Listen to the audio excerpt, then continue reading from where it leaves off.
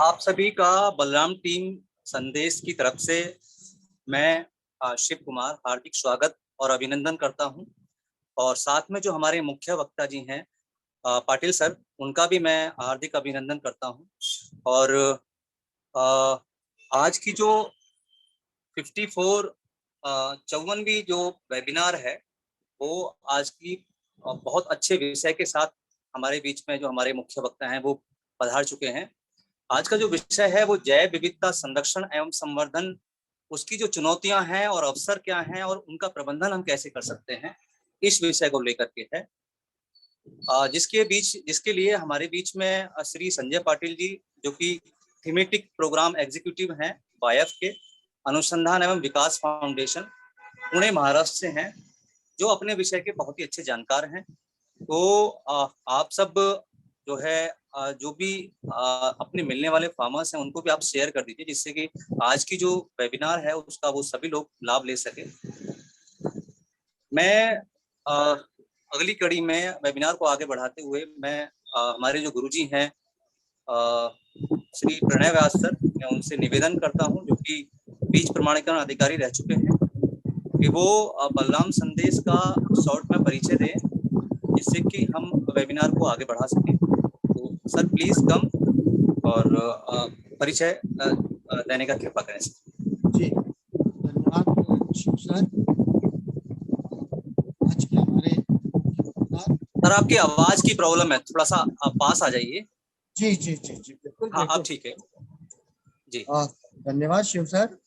और मैं प्रणय व्यास बलराम संदेश की ओर से आज के प्रमुख वक्ता श्री संजय पाटिल जी का इस वेबिनार में स्वागत करता हूं। साथ ही आज उपस्थित सारे किसान भाइयों का भी मैं स्वागत करता हूं। जितने भी वैज्ञानिक बंधु इस कार्यक्रम से जुड़े हैं सबका मैं स्वागत करता हूं। और आप सभी की जानकारी में मैं ये बताना चाहूँगा कि बलराम संदेश की जो स्थापना है वो वर्ष 2015 में डॉक्टर देवेंद्र प्यासी ने की थी, जो कि वैज्ञानिक एवं प्रभारी हैं ICAR भारत सरकार द्वारा संचालित अखिल भारतीय समन्वित अलसी अनुसंधान परियोजना जवाहरलाल नेहरू कृषि विश्वविद्यालय के क्षेत्रीय कृषि अनुसंधान केंद्र सागर में मध्य प्रदेश में पदस्थ है। बलराम संदेश किसानों के द्वारा किसानों के लिए किसानों के माध्यम से संचालित होने वाला एक समूह है। बलराम संदेश के इस समूह में जो 11 सदस्यों द्वारा संचालित किया जा रहा है, इसमें किसानों व वैज्ञानिकों की समान भागीदारी। कोविड महामारी के इस दौर में सूचना प्रौद्योगिकी का बेहतर इस्तेमाल करते हुए कृषकों से संवाद एवं नवीन अनुसंधान तथा तकनीकी जानकारियों को किसानों तक पहुंचाने का एक माध्यम। वर्तमान में बलराम संदेश देश के 11 राज्यों के किसानों से जुड़ा हुआ है। सतत रूप से अपनी खेती को बेहतर बनाने के लिए उनकी मदद कर रहा है। सोशल मीडिया के साथ इस प्लेटफॉर्म पर मध्य प्रदेश सहित अन्य राज्यों के वैज्ञानिक और शोधकर्ता छात्र भी जुड़े हुए। पिछले वर्ष की कोविड एपिडेमिक में किसानों की समस्याओं के लिए बलराम संदेश ने ऑनलाइन निःशुल्क परिचर्चा वेबिनार के माध्यम से शुरू की। अभी तक हम 53 सफलतम परिचर्चाएं पूर्ण कर चुके हैं। आज की ये 54वीं वेबिनार है और जिसमें हमने अभी तक रबी, जायद और खरीफ की विभिन्न फसलों और विभिन्न आयामों के साथ साथ जैविक खेती से जुड़े विभिन्न विधाएं तथा अल्प प्रयुक्त फसलों, विलुप्त होती फसलों का समावेश भी किया है। भविष्य में हम जल संरक्षण एवं जल संवर्धन, पशुपालन, जैविक खेती के आयामों, फसलों के प्रसंस्करण तथा मूल्य संवर्धन, युवाओं को कृषि में सहभागिता के साथ में रोजगार के अवसर, भविष्य की फसलों, औषधीय फसलों तथा नई नई फसलों पर भी वेबिनार के लिए बलराम संदेश कृत संकल्प है। वर्तमान में व्हाट्सएप ग्रुप के 7 समूह हम संचालित करते हैं। इसके अलावा फेसबुक पेज, इंस्टाग्राम एवं यूट्यूब के माध्यम से किसानों एवं छात्राओं और वैज्ञानिकों से किसानों और छात्रों को वैज्ञानिकों से जोड़ा गया है और बलराम संदेश कृषि में उज्जवल भविष्य की सबके लिए कामना करता है। धन्यवाद। अब मैं डॉक्टर देवेंद्र प्यासी जी को आमंत्रित करता हूं कि वे आए और आज के मुख्य वक्ता का परिचय दें। श्री धन्यवाद व्यास सर, हार्दिक धन्यवाद व्यास सर। जैसा कि विदित है, बलराम संदेश स्वयं को भाग्यशाली मानता है कि आज के जो हमारे वक्ता हैं, आज के जो हमारे स्पीकर हैं, वो रियल रूट लेवल वर्कर हैं, जिन्होंने कि जर्म प्लांट्स के संरक्षण संवर्धन में वास्तविक में रूप से बहुत ही बढ़िया काम किया है। और आपको अभी हाल ही में हमें सुनने का अवसर प्राप्त हुआ, जिससे ये प्रेरणा मिली कि क्यों ना हम उन लोगों को जो कि किसी भी वैज्ञानिक से बहुत बेहतर रूट लेवल में ट्राइबल किसानों के बीच में अपना जर्म प्लांट्स के संरक्षण एवं संवर्धन में बहुत ही महत्वपूर्ण योगदान दे रहे हैं, साथ ही साथ उसका उपयोग को कैसे प्रभावी ढंग से नवीन प्रजातियों के विकास में और देसी बीजों के संरक्षण और एवं संवर्धन में कैसे उपयोग किया जा सकता है, उन सब की महत्ता को आम किसानों से परिचित करा रहे हैं, आम समाज से परिचित करवा रहे हैं, और भविष्य में भी उन प्रजातियों का कैसे राष्ट्रीय लेवल में गवर्नमेंट ऑफ इंडिया, भारत सरकार के द्वारा कैसे उपयोग हो सकता है और कैसे नई प्रजातियों के विकास में आपके द्वारा किए गए योगदान को चिन्हित करते हुए कैसे नई प्रजातियों का विकास किया जा सकता है। मैं बलराम संदेश भाग्यशाली मानता है। बलराम संदेश जो है आपका आभार प्रदर्शित करता है। आज के हमारे वक्ता हैं संजय पाटिल साहब। संजय पाटिल साहब जो है बैफ में काम कर रहे हैं। इसका मुख्य उद्देश्य में जो जावर ट्राइबल ब्लॉक को पालघर डिस्ट्रिक्ट को आप लोगों ने सुना होगा कि ये एक ट्राइबल डिस्ट्रिक्ट है महाराष्ट्र का, और जहाँ पे जो है आपका जो वर्किंग फील्ड है वो है एजुकेशन क्वालिफिकेशन की बात करें तो एक केमिकल इंजीनियर कैसे खेती के लिए इतने बेहतर काम कर पा रहे हैं। मैं एजुकेशन क्वालिफिकेशन को पढ़ा तो अपने आप को जो है ये सोचने पे विवश हुआ कि आप बीएससी हैं केमिस्ट्री से, बीटेक है केमिकल टेक्नोलॉजी में Indian institute of chemical technology, जिसे आईसीटी कहते हैं, और पहले हम यूडीसीटी कहते थे इसे, मुंबई से आपको ने पूरी एजुकेशन की है। और वर्तमान में जो आपका कार्य क्षेत्र है, जो आपका नेचर ऑफ वर्क है, उसमें collection, conservation, revival and sustainable use of agro biodiversity and wild food resources, जो भी हमारे पास जनन द्रव्य के रूप में पौधे हैं या प्लांट्स हैं, उनका संरक्षण कैसे किया जाए, उनको जो है रिवाइवल कैसे किया जाए और कैसे हम उसका समुचित उपयोग कर सकते हैं, जिससे कि जो है बेहतर जो है कम्युनिटी पार्टिसिपेशन हो, समाज की भी प्रतिबद्धता हो, साथ ही साथ जो है कैसे हम बेहतर उसका उपयोग किया जा सकता है। Web development research foundation Pune की जो है एनजीओ है, जिसके साथ आप 2005 से संबंध है। एक लंबा समय 15 साल से अधिक का आपका उसके साथ का बैफ के साथ काम करने का अनुभव है, और उसमें आप थीमेटिक प्रोग्राम एग्जीक्यूटिव, बहुत ही चैलेंजिंग जॉब है ये किसी भी फील्ड का, जहां पे आप खुद जो है एक थीम के रूप में काम करते हैं, और एग्रो बायोडाइवर्सिटी आपका जो है मुख्य कार्य क्षेत्र है। तो आप वर्तमान में साथ ही साथ आप मेंबर हैं एनबीपीजीआर, राष्ट्रीय plant national plant genetic resources, जो भारत सरकार की आईसीआर एनबीपीजीआर कहलाता है, जहां पे विभिन्न फसलों के जो है बहुत बड़े पैमाने पे जनन द्रव्यों का संग्रह किया गया है। तो आप सितंबर 2020 से आगामी 3 साल के लिए आप एज ए मेंबर वहां पे मैनेजमेंट कमेटी में भी अपना योगदान दे रहे हैं।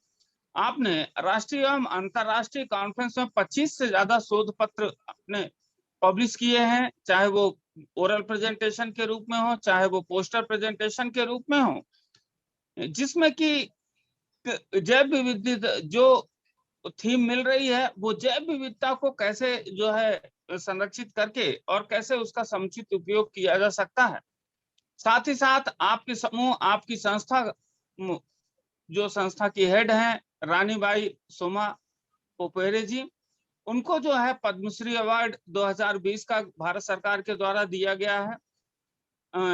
इसके अलावा जो है ग्रास रूट सीड सेवर का भी अवार्ड जो है प्रेसिडेंट ऑफ इंडिया महामहिम राष्ट्रपति के द्वारा जो है, नारी शक्ति award ministry of women and child development government of India में 8 मार्च 2019 को आदरणीय जो मेंटर है इस संस्था की उन्हें प्राप्त हुआ है फॉर टीम वर्क के लिए। इसके अलावा वर्ष 2011-12 में national plant genome saviour community award जो है आपको प्राप्त हुआ है, और ये बहुत ही प्रेस्टिजियस अवार्ड कहलाता है, जो कि plant variety protection and farmer right act के तहत जो है ministry of agriculture government of India के द्वारा जो है आपको दिया गया है।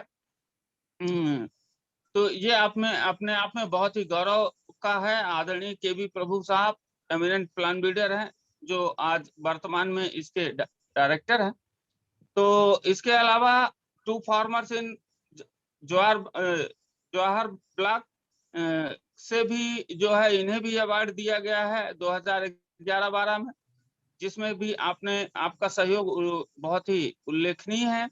इसके अलावा बहुत सारे आर्टिकल और रिसर्च पेपर आपने समय पे पब्लिश किए हैं, जैसा देखा जैसा पाया, और उसमें बहुत सारा करेक्टराइजेशन का भी, जिसमें सारगम में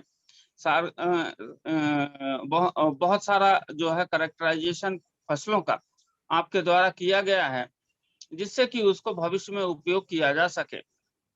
जहां तक बात आपके द्वारा विजिट और वर्क के रिकॉग्नाइजेशन की है, तो उसके जो है अनिल काकोडकर पद्म भूषण ये महोदय ने विजिट किया आपने, सुमन साहा साहब, वंदना शिवा मैडम, अभय बांग साहब, माधव गाडगिल साहब, अनिल गुप्ता साहब, ये सभी लोगों ने जो है आपके काम को बहुत ही भली भांति पहचाना और उसको जो है रिकॉग्नाइज किया।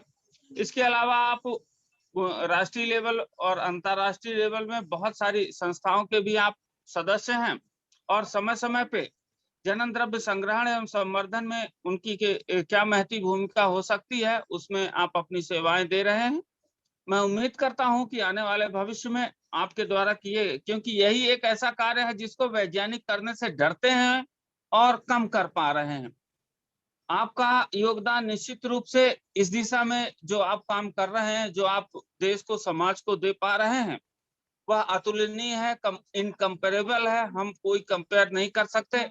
और आप रूट लेवल में किसानों के बीच, किसानों के साथ जनन द्रव्य के संग्रहण संवर्धन में और भविष्य में कैसे उसको उपयोग किया जा सके, उस पर आप जो भी अपना योगदान दे रहे हैं, देश के साथ मैं अपने प्रदेश की ओर से और देश की ओर से हम आपके ऋणी रहेंगे, जिससे कि जो है नई प्रजातियों के संरक्षण एवं नई प्रजातियों के विकास के साथ ही साथ इस अमूल्य धरोहर को संरक्षण और संवर्धन बहुत ही महत्वपूर्ण काम है। मैं आपके जो है स्वर्णिम भविष्य की कामना करता हूं, और आप हर पल जो है किसी भी तरह के सहयोग की जो है अपनी सहमति प्रदान करता हूं, कि जब भी आपको किसी भी प्रकार के सहयोग की आवश्यकता होगी, बीइंग प्लान बिल्डर हम आपके साथ हैं और आपके काम के साथ हैं।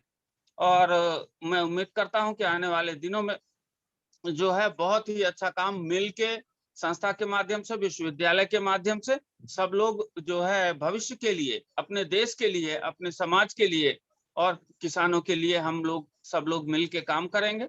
इसी के साथ मैं आमंत्रित करता हूं आज के महत्वपूर्ण प्रेजेंटेशन के लिए आदरणीय संजय पाटिल साहब को। आपका स्वागत है सर। नमस्ते सर, नमस्ते। स्क्रीन दिख रहा है सर? पयासी सर, स्क्रीन दिख रहा है क्या? यस सर, बिल्कुल दिख रहा है, बिल्कुल दिख रहा है। फुल स्क्रीन है ना? यस सर, फुल स्क्रीन है। शुरुआत करें तो फिर। Yes sir.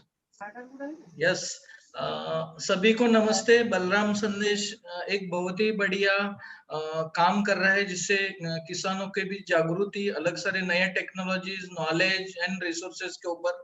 और सर के साथ अभी कुछ दिनों के पहले ही मुलाकात हुई और एक इंटरेक्शन शुरू हो गया और हमने सोचा, सर ने सोचा कि ये सारी बातें हम रखें आप सबके सामने एंड मिलके कुछ एक अच्छा और बड़ा काम इसमें करें।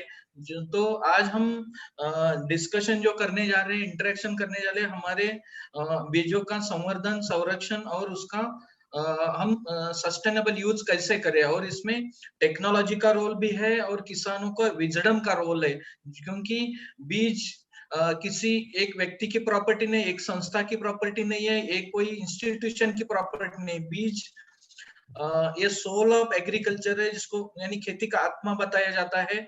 और यदि बीज है तो फूड है, और फूड है तो हम अन्न सुरक्षा की बात कर सकते हैं। तो ये सारी चीजों के लेके आज मैं आपके साथ थोड़ा इंटरेक्शन करना चाहता हूँ, कुछ चीजें सामने रखना चाहता हूँ और आगे जाके साथ में बहुत सारी चीजों के ऊपर हम डेफिनेटली काम कर सकते हैं। अभी ये जो काम है महाराष्ट्र के अलग सारे ट्राइबल इलाकों में किया है, वहां के फसलों के ऊपर किया है। शायद इसमें से फसलें तो बहुत सारी फसलें आपके यहाँ पे नहीं हो सकती है, फिर भी मैं प्रयास कर रहा हूँ ये काम लोगों के साथ, वैज्ञानिकों के साथ, गांव के बच्चों के साथ मिलके, स्कूल के साथ ये कैसे कर सकते हैं और इसका भविष्य क्या है और इसको हम आगे कैसे लेके जाएंगे। तो हमारे सामने जो सवाल आता है कि हमने टेक्नोलॉजी से इतने सारे इनोवेशन किए, हाइब्रिड वैरायटीज निकाले, उसके बाद हम जेनेटिक मॉडिफाइड सीड की भी बात कर रहे हैं, फिर भी हम back to nature, back to people, back to हमारे देसी बीजों की तरफ क्यों हम पीछे मुड़ रहे हैं। तो अभी हमारे सामने बहुत सारी समस्याएं हैं, उसमें से कुछ मैं आपके सामने रख रहा हूँ। जो रिस्क हमारी खेती करते समय बहुत सारे रिस्क हमारे सामने आ रहे हैं। सबसे इम्पोर्टेंट जो क्लाइमेट का रिस्क है कि बारिश हो जाए तो बहुत ज्यादा होगा, हमारे खेत में पानी भर जाए।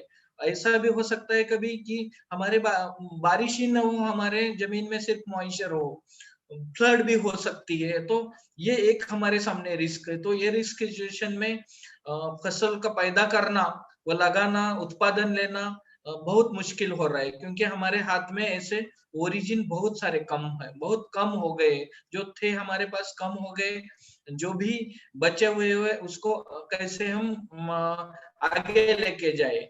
न्यूट्रिशनल सिक्योरिटी, जैसे फूड सिक्योरिटी की बात है कि ग्रीन रिवोल्यूशन ने फूड सिक्योरिटी लाई, लेकिन अभी हमारे सामने एक इश्यू खड़ा हुआ है, वह है न्यूट्रिशन का, कि हमारे पास अनाज बहुत ज्यादा है लेकिन न्यूट्रिशन की कमतरता है। तो हमारे लिए, उसके लिए हमें देशी ओरिजिन की तरफ फिर से मुड़ना है, देखना है और आगे लेके जाना है। लाइवलीहुड सिक्योरिटी, ऐसे सारे रिस्क सिचुएशन में हमारा खेती का उत्पादन कम हो रहा है, और ऐसे सिचुएशन में लाइवलीहुड के लिए हमारे सामने अलग सारे ऑप्शन की जरूरत है।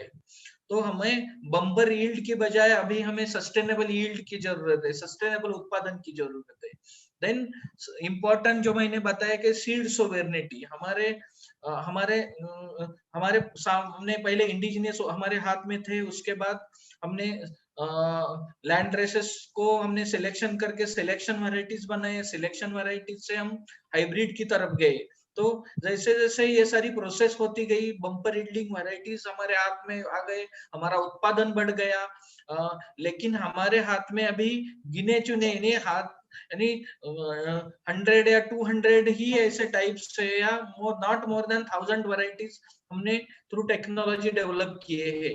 तो हमारा जेनेटिक रिसोर्स जो है वो नैरो बन गया है। तो कभी ऐसी आपत्ति आती है कि कोई कीड़ या रोग से थाउजेंड्स ऑफ एकड़ लैंड हमारी खत्म हो रही है, बाढ़ से खत्म हो रही है। तो ऐसे सिचुएशन में डाइवर्सिटी की भी बहुत है, allow conservation of these resources. यदि कुछ फोटोग्राफ मैंने जो डाले इसके ऊपर नजर डाले, तो पहला जो फोटोग्राफ है महाराष्ट्र के नंदुरबार डिस्ट्रिक्ट से, यहाँ पे 700 मिलीमीटर रेनफॉल है और हिली पूरा रीजन है, डिग्रेडेड सॉइल है। वहां पे हमारे जो इम्प्रूव्ड वैरायटीज है, डेवलप्ड वैरायटीज नहीं चलते हैं, क्योंकि स्लोपी लैंड है, देन डिग्रेडेड सॉइल है। तो वहां जो सोरगम का फोटो दिख रहे, वहां के बम्पर यील्डिंग सोरगम के ओरिजिन्स है। तो वहां के लैंड के लिए यही एक बेस्ट सुटेबल टाइप्स है। नीचे जो फोटो दिख रहा है एक राइस वैरायटी है जो हिली रीजन महाराष्ट्र के और हाई रेनफॉल 3500 मिलीमीटर रेनफॉल जो पालघर डिस्ट्रिक्ट में है। देन मेज की बीच में मैंने एक फोटोग्राफ डाली है कि मेज is not origin of India, but thousands of year से मेज कल्टीवेट हो रहा है और वो लैंड रेसेस आज भी है। तो ऐसे good yielding type, then resilient to climate है, उसको बचाना, उसमें क्या गुण है उसको आइडेंटिफाई करना साइंटिफिकली, एंड देन अगेन वो लोगों के पास लेके जाना वो एग्रोक्लाइमेटिक। ये बहुत ही इम्पोर्टेंट है। तो देसी बीजों का महत्व ऐसा नहीं कि सिर्फ कलेक्शन ऑफ ओरिजिन और जीन बैंक में रखो, सीड बैंक में रखो, हमारा पुराना है उसको बचाओ, इतने तक सीमित नहीं है, उसकी वैल्यू बहुत ही ज्यादा है। यदि हम बायोडाइवर्सिटी की बात करें तो यदि वर्ल्ड लेवल पे बात करें, मोर देन 4 लाख स्पेसीज इसका एस्टिमेशन है। उसमें से 30,000 स्पेसीज का, 3 लाख स्पेसीज का आज तक हम कुछ थोड़ा बहुत डॉक्यूमेंटेशन कर, उसमें से 30,000 ईडिबल है। और आज इतने सारे स्पेसीज में 7,000 प्लांट स्पेसीज ही हम यूटिलाइजेशन में ला चुके हैं। उसमें साइंटिफिकली हम 200 का ही डेटाबेस स्टैटिस्टिकल बना चुके हैं। उसमें से 30 जो पूरी दुनिया को फूड अनाज खिला रहा है, और उसमें से 3 मेजर है जिसमें राइस, व्हीट एंड मेज। तो हमारी 65 to 70% फूड प्लेट जो है वो 3 फसलों से भरी हुई है। तो हमारा जो जेनेटिक रिसोर्स जो हमारे ओरिजिन जो है, जैसे जैसे डाइवर्सिटी कम होती गई वैसे वैसे हमारे प्लेट की डाइवर्सिटी भी खत्म होती गई। हमारे प्लेट में आज ये 3 फसलों से ही हमारा 65% प्लेट भर चुका है। तो जैसे डाइवर्सिटी कम होती गई, नैरो होती गई, वैसे हमारे प्रॉब्लम भी बढ़ते गए। आज हमारे पास climate resilient crops and climate resilient varieties नहीं है। न्यूट्रिशन की हम बात कर रहे हैं, बायोफर्टिफिकेशन की बात करनी पड़ रही है, लेकिन यदि हमारे पास ये रिसोर्सेस का डाइवर्सिटी होता तो ये बात हमें करने की जरूरत भी नहीं पड़ती। तो ऐसे अलग सारे इश्यूज का जो आंसर है वो डाइवर्सिटी के साथ जुड़ा हुआ है। ये समस्या कोई एक प्लेस की नहीं है या एक लोकेशन की नहीं है, दुनिया की समस्या भी बन चुकी है, और ग्रास रूट से लेके ग्लोबल लेवल पे। तो एफएओ ने तो जो जागतिक अन्न संगठन है उन्होंने तो डिक्लेयर किया है कि अराउंड 75% ऑफ अपनी जो डाइवर्सिटी थी फसलों की वो लॉस्ट हो चुकी है। अराउंड जो 25 बची है उसका कंजर्वेशन करना, उसको सस्टेनेबल यूज में रखना बहुत ही जरूरी है। आज हमारे पास अनाज की कमी नहीं है, फिर भी कुपोषण, माल न्यूट्रिशन है। 47% चिल्ड्रन आज भी माल नरिश है। तो हमने जो भी डेवलपमेंट की है उसमें आंसर हमारे पास नहीं है न्यूट्रिशन के लिए। तो फूड एज अ मेडिसिन जो था, तो फूड एज अ पॉइजन अभी बन रहा है, यानी पेट भरने के लिए सिर्फ अनाज हम खा रहे हैं। तो अभी फिर से back to nature, back to diversity जाने की जरूरत है। बहुत सारी फसलें, यहाँ पे कुछ फसलों का मैं जिक्र कर रहा हूँ, आपके यहाँ पे भी ऐसी कुछ फसलें थी जो आज दिखने को भी मिल नहीं रही है। मध्य प्रदेश की बात करें तो मध्य प्रदेश के ट्राइबल बेल्ट में कोडो मिलेट था जो रिच सोर्स ऑफ फाइबर, यानी 9 ग्राम पर 100 ग्राम इतना फाइबर उसमें था। आज बहुत ही कम उसका एरिया अंडर कल्टीवेशन हो चुका है।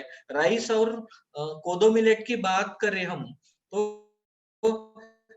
इसमें 0 ग्राम पर 100 ग्राम, और कोदो मिलेट में 9 ग्राम पर 100 ग्राम। तो हमारे बहुत सारी हेल्थ की समस्या ये फाइबर, क्योंकि हमारा फूड में फाइबर कंटेंट बहुत कम हो, जो भी डेवलप्ड हमारे ओरिजिन है और जो भी फूड हम आज खा रहे हैं, तो ये एक फॉरगॉटन फूड हो गया है, जो कभी कभार की हमारे डेली प्लेट का एक डाइट का पार्ट था। देन दूसरा क्रॉप है हॉर्स ग्राम, जिसको हम महाराष्ट्र में कुड़द भी बोलते हैं, कुलगा भी बोलते हैं। ये दुनिया का एक top most protein rich food है। तो प्रोटीन सिक्योरिटी की बात हम कर रहे हैं, उसके लिए बहुत सारी डेवलप्ड वैरायटीज हम निकाल रहे हैं, लेकिन हमारे पास जो था ये कुलद, जो ये मध्य प्रदेश में भी था, गुजरात में भी था, महाराष्ट्र के बहुत सारे इलाकों में, ये हमारे कल्टीवेशन से धीरे धीरे कम हो गया। उसमें भी बहुत सारे टाइप थे। तो हमारा फूड प्लेट से ये न्यूट्री रिच फूड धीरे धीरे कम होते गया, हमारी फूड प्लेट नैरो होती गई। इसमें कैल्शियम भी है, प्रोटीन भी है, आयरन का अच्छा सोर्स है, फास्फोरस भी है। तो ऐसे बहुत सारी फसल हमारे कल्टीवेशन से कम हो गई, हमारे प्लेट से गायब हो गई। आज हमारी प्लेट, जैसे मैंने बोला, 3 फसलों में हमारी प्लेट भर चुकी है 75%। तो अगेन उसको डाइवर्सिफाई करना जरूरी है।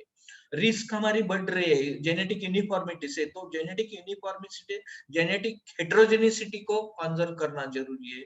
अभी बीच में एक साइंटिस्ट ने बताया कि यदि हम ये डाइवर्सिटी को लूज करेंगे तो हम सब कुछ लूज करेंगे, हमारी समस्या बढ़ते ही जाएगी। ये मिलेट है, जिसको भरड़ धान्य भी बोलते हैं। इसमें रागी है, कोदो है, कुटकी है, ये बाकी लिटिल मिलेट, भगर है, राड़ा है।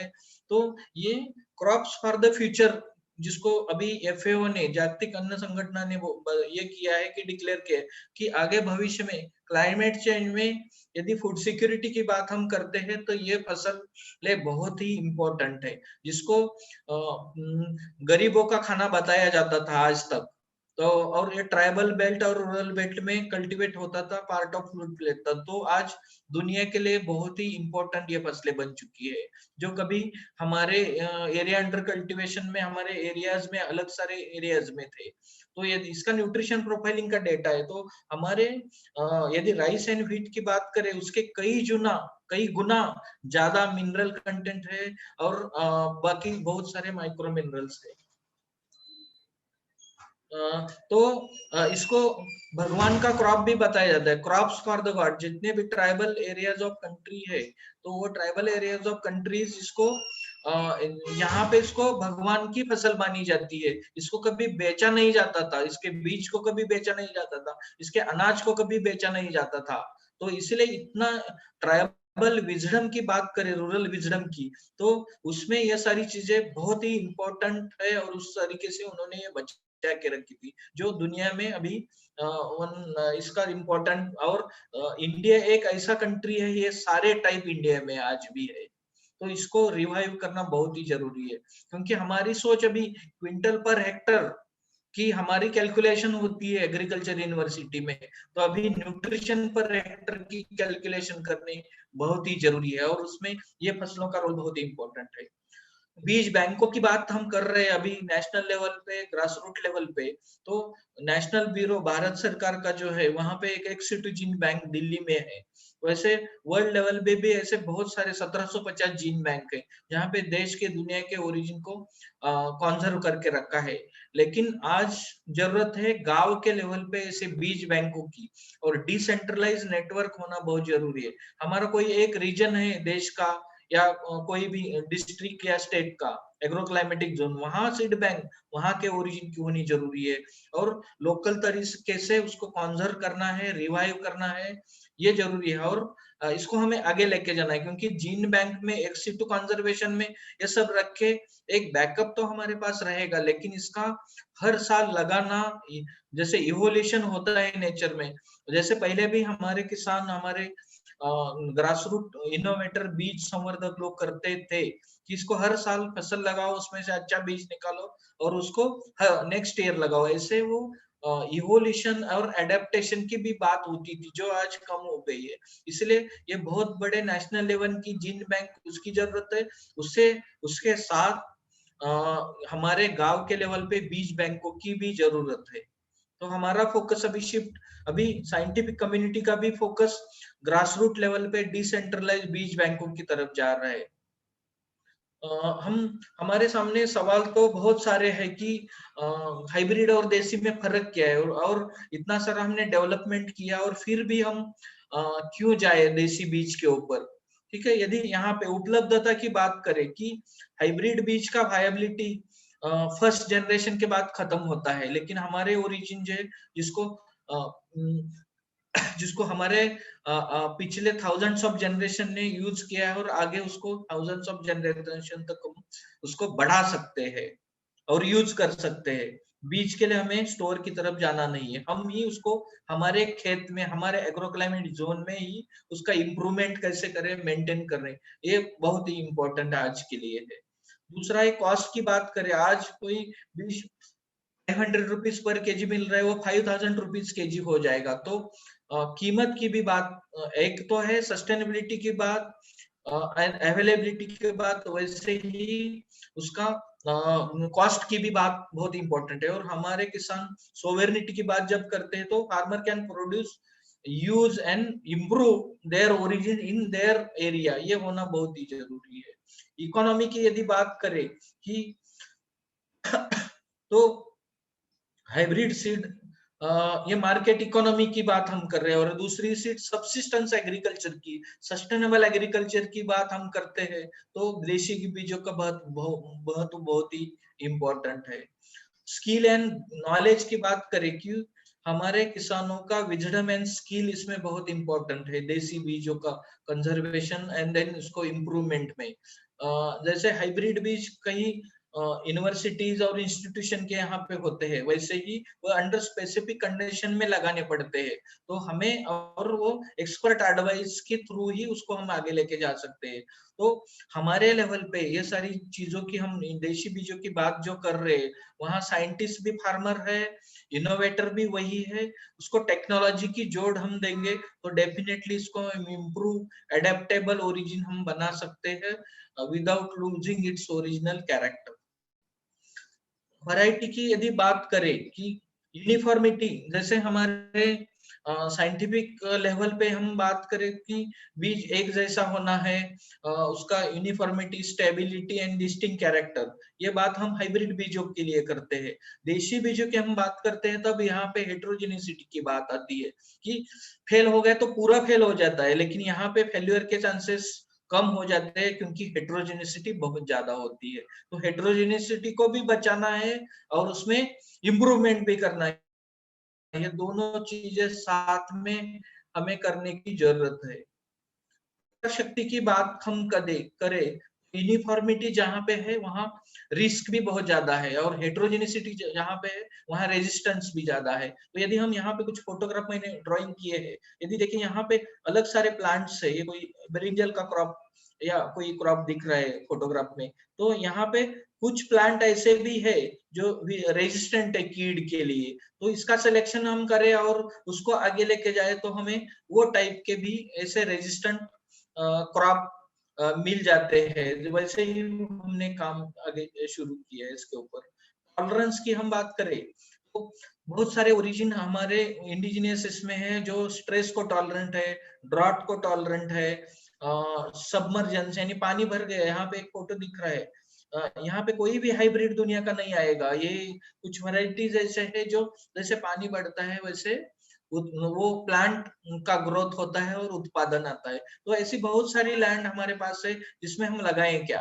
दूसरा फोटोग्राफ ये बीन का फोटोग्राफ है, इसको वाल या घेवड़ा भी बोलते हैं मराठी में, हाइसिंथ बीन। तो जमीन में छेद भी जाए तो भी इतना ड्रॉट कंडीशन में भी वो फसल उत्पादन देती है। तो ऐसी बीजों को अलग अलग हमारे रिस्क के लिए बचाना, बढ़ाना, इम्प्रूव करना जरूरी है। इनपुट की बात करें कि जैसे हाइब्रिड या इम्प्रूव्ड ओरिजिन को केमिकल इनपुट की ज्यादा जरूरत पड़ती है, वैसे हमारे जो ओरिजिन है वो लो कॉस्ट इनपुट जैसे ग्रीन मैन्यूअल, काउडंग खाद, ये सारी चीजों से ये सारे ऑर्गेनिक इनपुट को सपोर्ट करती है और उससे उसका यील्ड आता है। तो हमारी डिपेंडेंसी सीड, फर्टिलाइजर, पेस्टिसाइड, ये सारी चीजों के ऊपर आती है। जैसे हम ये बीज यूज करना जाएंगे तो यहाँ हम दूसरी, हमारा कॉस्ट ऑफ कल्टीवेशन भी रिड्यूस हो, हमारा क्वालिटी ऑफ प्रोड्यूस भी अच्छा हो, उत्पादन भी सस्टेनेबल हमें मिले एंड रिस्क भी हमारी कम हो जाए। ये सारी चीजों को देखते हुए हमें देसी बीजों की तरफ साइंटिफिकली, सोशली, इकोनॉमिकली ये सारी चीजों को देखते हुए हमें आगे लेके जाना जरूरी है। उत्पादकता की यदि बात हम करें कि नेटिव सीड की बात करें, देसी बीज की बात करें, प्रोडक्टिविटी इंप्रूव हो रही है। जो हमारा एक्सपीरियंस है, हम इंप्रूव इसका productivity over the time improve कर सकते हैं proper package of practices use करके और सॉइल क्वालिटी और सॉइल हेल्थ को ठीक रखते हुए। जैसे हाइब्रिड बीज की बात करें, हम 1 जनरेशन 2 जनरेशन तक, सेकंड जनरेशन तक ही उसको यूज कर सकते हैं। उसके बाद हम इसका उत्पादन धीरे धीरे कम होते जाता है एंड देन वो हम आगे यूज नहीं कर सकते कि एक बार हाइब्रिड बिगर खत्म हो गया तो बहुत मुश्किल है उसको फिर से ये करना, अगेन मार्केट से फिर बीज खरीद करना जरूरी है। यहाँ नीचे जो फोटो दिख रहा है, एक राइस का वैरायटी मिला है, 7 ईयर से उसका यील्ड कम ही नहीं हुआ, वो इम्प्रूव ही होते जा रहा है। तो ऐसे बहुत सारे ओरिजिन आज भी है, उसमें हमें सिलेक्शन, प्यूरिफिकेशन, उसका कल्टीवेशन का प्रैक्टिस में बदलाव करके उसको इम्प्रूव करके हम सस्टेनेबल उत्पादन ले सकते हैं। यहाँ पे सिलेक्शन की कुछ तकनीकें हम यूज कर रहे हैं। देखिए यहाँ पे बहुत सारे प्लांट्स है फोटोग्राफ में, ये ड्राइंग में, लेकिन ये फिगरस एक अच्छा प्लांट दिख रहा है जिसका ग्रोथ बहुत बढ़िया है, हेल्दी भी है और रेजिस्टेंट भी दिख रहा है, तो ये सिलेक्शन के लिए हम यूज करते हैं। तो ऐसे बहुत सारे सिलेक्शन के तरीके हम यूज कर रहे हैं। और ऐसे ये बार्नयार्ड मिलेट का एक क्रॉप है, मिलेट जिसको ये बोलते हैं, मोर बंटी बोलते हैं महाराष्ट्र में, और आपके यहाँ पे शायद उसका नाम मैं भूल गया, बार्नयार्ड मिलेट। राड़ा अलग है, मोर बंटी अलग है। Then resistant to pest disease हमने बात की, तो ऐसे रेजिस्टेंट प्लांट को सिलेक्ट करके, इनबिल्ट रेजिस्टेंट प्लांट में ऑलरेडी होता है नेचर में, तो वो सिलेक्शन कीन ऑब्जर्व करके हम करेंगे। तो यहाँ पे एक बीन्स का टाइप दिख रहा है, ऐसे ही हमने अराउंड 64 टाइप ऑफ बीन्स, ये हाइसिंथ बीन के लगाए, लेकिन ये एक ऐसा स्पेसीज, एक जीनोटाइप मिल गया कि सबको कीड़ा लग रहा है लेकिन इसको कीड़ा नहीं लग रहा है, नियर बाय प्लांट हो तो भी। तो ऐसे रेजिस्टेंट टाइप भी उसमें मिल रहे हैं, उसको हम प्रमोट कर रहे हैं। उत्पादन की बात करें तो good yielding, generation to generation उसका उत्पादन भी हम इम्प्रूव कर सकते हैं।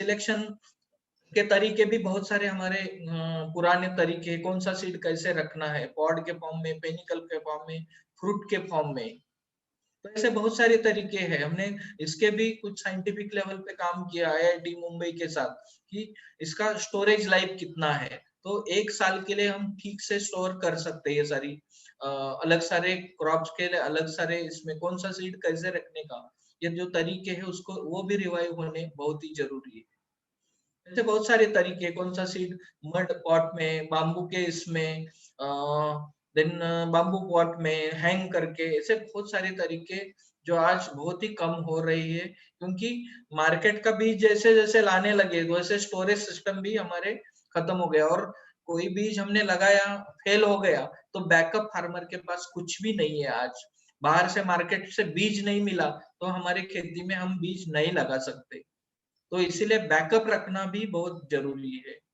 तो ऐसे कुछ टेक्निकल मैटर्स भी है, जैसे फिजिकल चीज की शुद्धता हम कर सकते हैं, अंकुरण क्षमता के लिए कुछ लोकल मेथड यूज करते हैं। तो हर एक चीज हम लोकल लेवल पे इतना इसको डिमेस्टिफाई यानी लोकल सिचुएशन में कर सकते हैं कि जैसे बोला जाता है कि ब्रीडिंग, क्रॉसिंग ये गांव के लेवल पे नहीं हो सकता, लेकिन यदि हम प्रॉपर ट्रेनिंग दे कीन इंटरेस्टेड फार्मर को, तो ये सारी चीजें हम गांव के लेवल पे भी कर सकते हैं। उसका जर्मिनेशन ठीक होना है, फिजिकल प्यूरिटी ठीक होना है, उसको उसको उसका जेनेटिक प्यूरिटी भी ठीक से हम कर सकते हैं without losing its original character. तो ये सारी चीजें बहुत ही इम्पोर्टेंट है। तो ये थोड़ा टेक्निकल की बात हम करेंगे और कर रहे हैं, लेकिन इसका बहुत ही इम्पोर्टेंस का संवर्धन होना इम्पोर्टेंट है। संवर्धन बीज बैंकों में रख के होगा नहीं, उसको उत्पादन में लाना जरूरी है। उसमें यील्ड का इम्प्रूवमेंट कर सकते हैं हम उसको। कंजम्पशन जैसे न्यूट्रिशन की हम बात कर रहे थे, वो पार्ट ऑफ डाइट भी हमारा बनना जरूरी है। देन कमर्शियलाइजेशन की बात बहुत इंपॉर्टेंट है।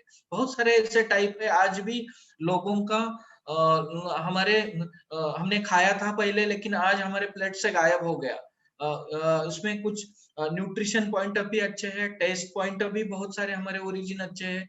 कि जैसे बोला जाता है कि कोई राइस वैरायटी इतना अच्छा था, इसका स्मेल इतना अच्छा था कि यहाँ घर में बनाए तो वो दूसरा घर में भी उसका स्मेल जाता था, लेकिन आज वो ओरिजिन नहीं है। तो ऐसे ओरिजिन हम आइडेंटिफाई करना जरूरी है, उसको फील्ड लेवल पे लगाना जरूरी है, उसको उत्पादन में लाना जरूरी है, एंड देन उसको कमर्शियलाइज से उससे हमें जैसे ज्योग्राफिकल इंडिकेशन की बात चल रही है, कोई रीजन हो कोई ओरिजिन हो, उसको हम कैसे उसको मार्केटिंग तक लेके जाए थ्रू ज्योग्राफिकल इंडिकेशन, उसका ब्रांडिंग, कल्टीवेशन, कंजम्पशन, ये सारी चीजें साथ में होना जरूरी है। हमने ये जो काम शुरू किया महाराष्ट्र के जवार ट्राइबल ब्लॉक में शुरू किया, जहाँ पे वारली ट्राइबल कम्युनिटी है, हाई रेनफॉल है, 3000 मिलीमीटर रेनफॉल वहां पे है। वहां पे राइस मिलेट मेजर क्रॉप है। वो शुरुआत 2008-9 में हुई। उसके बाद नंदुरबार डिस्ट्रिक्ट में हमने काम शुरू किया, जहाँ पे पावरा ट्राइबल कम्युनिटी और मेज एंड ज्वार के ओरिजिन। उसके बाद ऐसे महाराष्ट्र के अलावा 6-7 लोकेशन पे काम शुरू हुआ, और धीरे धीरे ये सारी काम साइंटिफिक लेवल पे, सोशल लेवल पे और इकोनॉमिकल लेवल पे लेके गए। ये काम कैसे शुरू किया हमने, जैसे कोई भी इसको काम, अभी ये काम के लिए इतने साल लगे, लेकिन विदिन अभी 3 साल में ये पूरा प्रोग्राम को हम कौन से भी लोकेशन पे इसको हम सेट कर सकते हैं, एक सिस्टम बन चुकी है। साइंटिफिक कम्युनिटी को साथ में लेके और गांव के नॉलेजेबल लोगों को साथ में लेके, तो हम क्या करते कैसे ये सारी चीजें, गांव में ऐसे मेले लगाते हैं, तो पहले गांव में हमारे क्या था, हम क्या खाते थे, क्या कम हो गया, आज कौन सी चीजें आज भी हमारे यहाँ पे है, उसका एक अध्ययन करते हैं स्कूल के बच्चों के साथ, महिलाओं के साथ और गांव के किसानों के साथ। तो एक बेसिक इंफॉर्मेशन आ जाती है कि लोगों को भी पता नहीं होता कि आज भी कुछ चीजें है हमारे पास, एक गांव में कुछ है तो दूसरे गांव में दूसरा कुछ चीज है, और ये इंटरेक्शन होना बहुत जरूरी है। तो ये ज्ञान भी कलेक्ट करना बहुत ही इंपॉर्टेंट है, क्योंकि इसमें अर्ली कम दिन में आने वाले, ज्यादा दिन में आने वाले, कुछ स्पेसिफिक मेडिसिनल यूज वाले फॉडर, अच्छा क्वालिटी का फॉडर, ज्यादा क्वांटिटी में फॉडर, तो ऐसे खाने में टेस्ट कुकिंग प्रॉपर्टीज, ये सारी चीजें एक बेसिक डेटा तैयार हो जाता है। उसके बाद जैसे ग्रास रूट इनोवेटर लोग जिनके पास, जिन्होंने ये सारे बीज बचा के रखे हुए, ऐसे गांव में बहुत सारे लोग आज भी है, किसी के पास एक है, किसी के पास 10 चीजें हैं, लेकिन उनके विजडम और नॉलेज से ये सारी चीजें उन्होंने बचा के रखी है, क्योंकि यही लोग हैं जो देश का अनाज के जो ओरिजिन को बचा रहे हैं।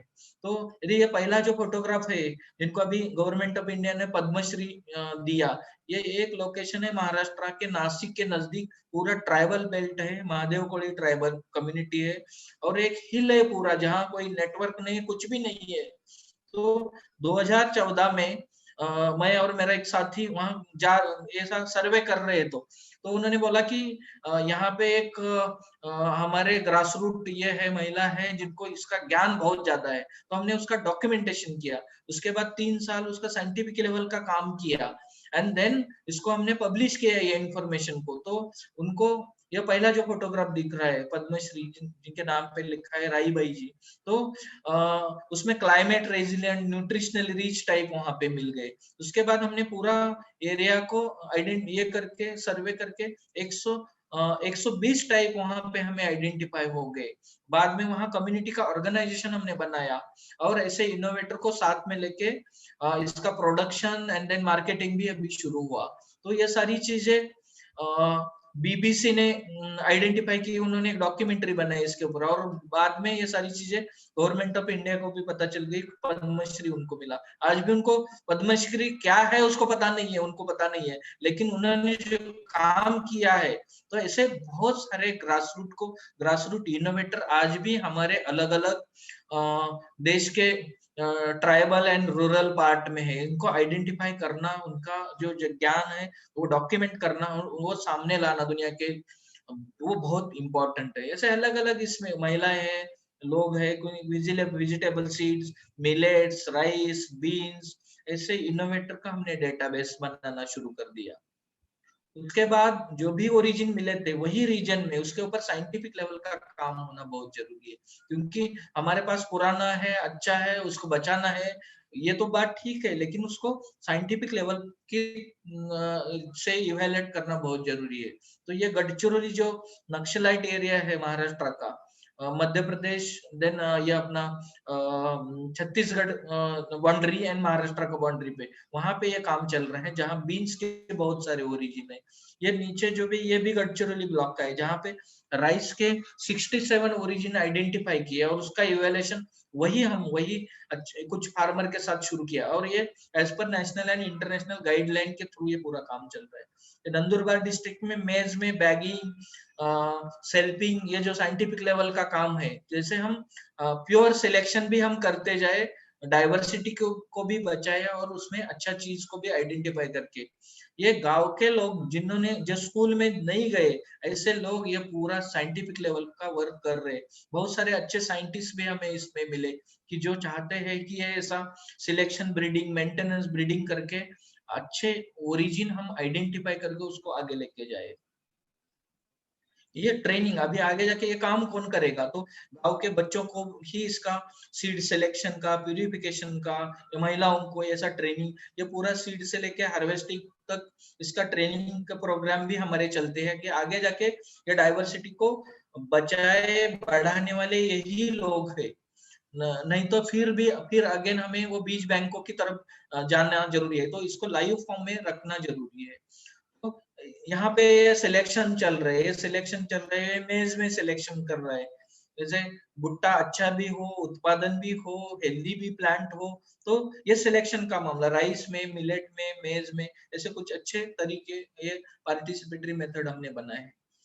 ये एक ही फसल में हम सिलेक्शन कर रहे हैं, राइस का एक ही टाइप, एक वाड़ा कोलम एक नाम है जो दुनिया के मार्केट में बेचा रहा है, लेकिन पूरा डुप्लीकेट है, क्योंकि वाड़ा कोलम जहां से ओरिजिन वो आइडेंटिफाई हुआ है 75 के टाइम पे, 1975 में, वहां आज 200 एकड़ से ज्यादा एरिया अंडर कल्टीवेशन नहीं है, फिर भी वो दुनिया के मार्केट में बेचा रहा है, यानी पूरा डुप्लीकेशन आ गया। तो और अभी लोगों को लगता है यही जो भी खा रहे हैं वही ओरिजिनल फूड है, ओरिजिनल वो वाड़ा कोलम राइस वैरायटी, लेकिन पूरा डुप्लीकेट मार्केट में। तो हमने क्या किया, जो भी लोग लगा रहे हैं 200 अराउंड 200 हेक्टर तक एरिया होगा, वो गाँव में जाके वो लोगों के पास से सैंपल कलेक्शन करके इसका साइंटिफिक लेवल पे वर्क करके एक अच्छा प्योर क्वालिटी वो वाड़ा कोलम राइस को रिवाइव कर रहे हैं। तो ऐसा भी करना बहुत ही जरूरी है, क्योंकि मार्केट नाम से चल रहा है अभी वाड़ा कोलम, वैसे अरे हलेक बासमती का भी वही हाल है, अम्बे मोर राइस का भी वही हाल है, मार्केट में ओरिजिनल मिलना बहुत ही मुश्किल है, क्योंकि वो वहां पे है ही नहीं, तो कहाँ से आ रहा है पता नहीं है। तो इसीलिए जीनोमिक लेवल का भी वर्क इसमें चल रहा है, जिससे वो ओरिजिन आइडेंटिफाई करके उत्पादन अच्छा भी हो, रेजिलेंट भी हो एंड क्वालिटी एस्पेक्ट भी अच्छे हो। तो ऐसे बीज बना के लोगों को ट्रेनिंग देने का काम हमारा चल रहा है कि आगे जाके वो रीजन में वो वैरायटी फिर से वो ग्रो हो, अच्छा उत्पादन दे। कुछ ऐसे भी टाइप होते हैं जो बहुत कम, यानी 10-12 बीज भी मिल गए हम कुछ वैरायटीज के राइस में, व्हीट में, तो उसको भी हम क्विंटल टन में कर सकते हैं प्योर। यहाँ पे राइस का दिख रहा है मुझे, एक राइस वैरायटी का कुछ ऐसा 50 ग्रेन मिले थे, तो उसमें से हमने वो 50 ग्रेन से उसको क्विंटल तक हम लेके गए प्योर फॉर्म में। तो ये किसानों के लेवल पे हम ये काम कर सकते हैं। यहाँ जो फोटो दिख रहा है शायद आपने पढ़ा होगा, एक राइस की बात चल रही थी कुछ साल पहले, एचएमटी राइस। तो एचएमटी राइस जिन्होंने डेवलप किया, ये हमारे एक किसान है महाराष्ट्र के चंद्रपुर डिस्ट्रिक्ट नागभीड़ में से, उन्होंने जिन्होंने मुझे ये सिलेक्शन मैकेनिज्म सिखाया। तो एक वो बहुत बड़े साइंटिस्ट होके गए कि जिनका नाम फोर्ब्स का जो नॉमिनेशन होता है उनमें था कि दुनिया का एक ऐसा इनोवेशन जो दुनिया को कुछ नया दे, ऐसा उन्होंने वो HMT राइस वैरायटी दिया, जो राइस वैरायटी देश के अलग अलग हिस्सों में भी अभी लाखों फार्मर वो लगा रहे हैं। तो ये सिलेक्शन वो किसान का सिलेक्शन है। तो ऐसे बहुत सारे हमारे इनोवेटर लोग जिनसे मैं भी सीखा, मेरी टीम, एंड देन उसको साइंटिफिक लेवल तक हम लेके गए। और ऐसे कुछ लोगों ने न्यू वैरायटीज भी अभी डेवलप किए। अभी ये जो लड़के दिख रहे हैं, दोनों ने न्यू वैरायटीज सिलेक्शन से निकाले हैं राइस में, और जिनको नेशनल जीनोम अवार्ड भी भारत सरकार के थ्रू मिला है। तो ऐसे इनोवेटर लोग जिनको सपोर्ट करना, उनका ज्ञान को साइंटिफिक लेवल के इवेल्युएट करना है, उनको समाज के सामने लाना, क्योंकि ये रियल ब्रीडर्स है, इनोवेटर्स है। और ऐसे वो वैरायटीज है वो कम पानी में आने वाले हैं, ज्यादा उत्पादन देने वाले भी है, और जिसका बीज हम सालों तक यूज कर सकते हैं, और कुछ स्पेसिफिक क्वालिटी ट्रेट भी है। तो हमारे अलग राज्यों में ऐसे बहुत सारे इनोवेटर है, तो उनको सपोर्ट करना, उनको कुछ ट्रेनिंग की जरूरत है, वो देना वो भी जरूरी है, और आइडेंटिफाई करना सबसे इम्पोर्टेंट है। हमारा जो काम चलता है गांव के लेवल पे बीज बैंक, सेंट्रल लोकेशन पे एक बीज बैंक, वो रीजन में पूना में भी हमने एक छोटा एक्सिटू जीन बैंक बनाया है कि कुछ लॉस हो जाए, कोई वैरायटी क्रॉसिंग हो जाए कुछ, या जल जाए, या बारिश में कुछ खराब हो जाए, तो उसके लिए बैकअप भी रखा है। और ये सारे ओरिजिन हमने नेशनल ब्यूरो में डिपॉजिट भी हम कर रहे हैं। जैसे ये किसानों की प्रॉपर्टी है, इसके ऊपर वो किसान का ही अधिकार है, हमने भले ही उसके ऊपर संशोधन किया हो और उसको आगे लेके जा रहे हैं, फिर भी उनके नाम से वो रजिस्टर कैसे हो, इसके लिए भी हमने प्रयास शुरू कर दिए हैं। 150 वैरायटीज हमने किसानों के नाम नेशनल जीन बैंक पे डिपॉजिट किए कि आगे जाके इसका कोई गलत यूज भी न हो, तो ये ओपन सोर्स में भी आए। तो अभी 600 के ऊपर ऐसे वैरायटीज ये लैंड रेसेस आइडेंटिफाई किए हैं, इवेल्युएशन किया है, और उसको उत्पादन तक लेके जाने का प्रयास हमारा चल रहा है। ये फोटोग्राफ दिख रहे हैं मेज का, ये नंदुरबार डिस्ट्रिक्ट जो महाराष्ट्र का है, ट्राइबल एंड हिली सातपुड़ा हिल्स में, वो ओरिजिन 2010 में मिले थे हमें, एक एक कॉब मिला था। तो अभी इसमें से ये 4-5 टाइप हंड्रेड्स ऑफ एकड़ में अभी स्प्रेड हो गए 10 साल का इसमें पीरियड में। इसमें डिफरेंट कलर्स है, रेजिस्टेंट भी टाइप है, उत्पादन के लिए भी अच्छे है, देन रेजिलेंट भी है। तो ऐसे उसका अलग, हर एक का कुछ अलग यूज भी है। ऐसा ये बीज उत्पादन का काम चल रहा है, जहाँ पे राइस का बीज उत्पादन, बीज का ये बीन्स का, मेज का, देन ये रागी का, तो ऐसे कलेक्शन हो गया, उसके ऊपर काम भी हो गया, और अभी उसका बीज उत्पादन का काम भी शुरू हो गया। ये ग्रेन प्रोडक्शन लार्ज स्केल पे भी अच्छे उत्पादन देने वाले, रेजिलेंट टाइप है, खराब जमीन में आने वाले, वो उत्पादन तक लेके जा रहे हैं। ये सारी चीजें स्कूल लेवल पे, क्योंकि ये सिर्फ हमारा नॉलेज सिर्फ बुक में, हमारे रिसर्च पेपर में या गांव के लेवल पे रहे, उसका मतलब नहीं है। बच्चों के थ्रू इसका वैल्यू और ये सारी चीजें उनको भी पता होनी जरूरी है। तो ये पार्ट ऑफ एजुकेशन भी कैसे बने, तो इसमें स्कूल का इन्वॉल्वमेंट, हर एक जगह पे जो भी लोगों के साथ हम काम कर रहे हैं, वहाँ वो एरिया में स्कूल के बच्चों को भी ये सारी चीजें हम दिखा रहे हैं, सिखा रहे हैं, जिससे ये नॉलेज भी उनमें हो, और आगे जाके यही तो ये सारी चीजों को ऊपर काम करने वाले हैं। जैसे मिलेट की बात करें, रागी में हम सिलेक्शन कर रहे हैं कि खराब जमीन है, वहां पे कोई हाइब्रिड रागी नहीं चलेगा, वहां वो लोकेशन में आने वाली एडेप्टेबल ओरिजिन ही चाहिए, और वो कम पानी में आने वाली चाहिए, खराब जमीन में, डिग्रेडेड सॉइल में, और एडवर्स सिचुएशन में। तो ऐसा सिलेक्शन का काम हमारा धारवाड़ एग्रीकल्चर यूनिवर्सिटी जो है उनके साइंटिस्ट के साथ चल रहे हैं, और ये सब काम फील्ड लेवल पे हमारे लोकेशन पे चल रहा है कि वहां ही उसका हम वैरायटी तैयार करें थ्रू सिलेक्शन मैकेनिज्म। बहुत सारे ऐसे टाइप मिले हैं जिसमें न्यूट्रिशन की मात्रा ज्यादा मिली है, और ये सालों से हमारे किसान भाई उसको उगा रहे थे बचा की। जैसे इंस्टेंट एनर्जी के लिए राइस है, डिलीवरी वीकनेस के समय खाने के लिए एक अलग राइस था, लैक्टेटिंग मदर्स के माताओं के लिए, दूध नहीं आ रहा है उसके लिए कुछ अलग वैरायटी था, इंस्टेंट एनिमल को इंस्टेंट न्यूट्रिशन के लिए राइस था, मिनरल रिच राइस मिले हैं बहुत सारे, फीवर एंड वीकनेस रिकवरी, और इसका साइंटिफिक लेवल का वैलिडेशन का भी काम साथ में हम कर रहे हैं। थोड़ा सिलेक्टिव टाइप के ऊपर ही काम किए हैं, आगे यूनिवर्सिटी इंस्टीट्यूट के साथ जुड़ के आगे इसको और साइंटिफिक लेवल पे इन डिटेल काम हम करना जरूरी है। तो ऐसे दिख रहा है कि ये देखिए यहाँ अम्मेमोर राइस के साथ कंपैरिजन किए तो ये जिंक रिच राइस है, और zinc rich, copper rich, manganese, calcium rich, तो ऐसे बहुत सारे, यानी राइस एज ए मेडिसिन। आज बोल रहे कि डायबिटीज के लोग राइस नहीं खाना चाहिए, लेकिन दीज आर द ऐसे बहुत सारे अच्छे फसलें है, टाइप्स है, जो हम स्लो रिलीज कार्बोहाइड्रेट जिसको बोलते हैं, वो ऐसे भी टाइप्स इसमें है। तो ऐसे चीजों के ऊपर काम होना जरूरी है।